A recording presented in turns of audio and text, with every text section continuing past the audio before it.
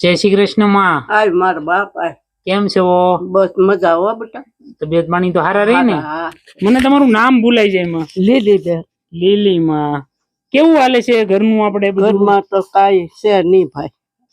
પણ પાણી કે કાઈ આગળ જો તમને દેખાડું. તેલ મરચું ખાધું. તેલ મરચું માં ખાધું? હા મેં ખાધું.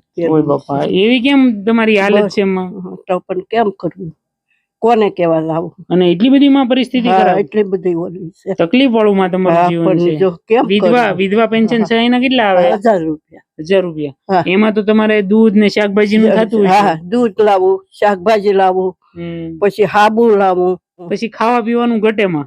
ખાવા પીવાનું દાણો ન હોય. ઓહો. દોસ્તો, આપણે મહુવાના ભાદરોડ ગામે આવ્યા છીએ લીલીમાના ઘરે.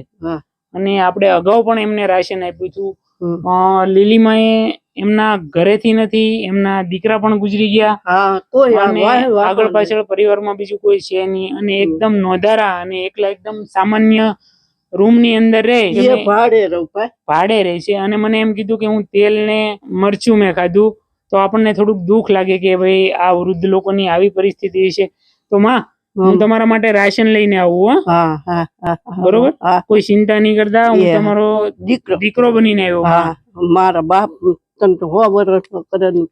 ભગવાન સુખી રાખે. દોસ્તો, તમારા માધ્યમથી અમે આ એક સેવાકી પ્રવૃત્તિનું કામ કરતા હોય.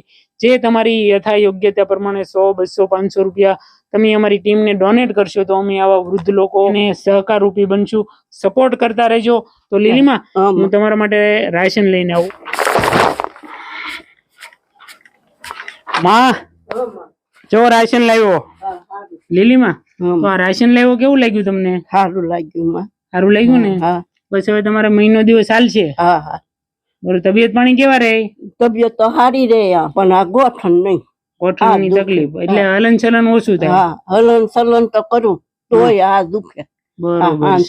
અને તમારો દીકરો એક જ હતો?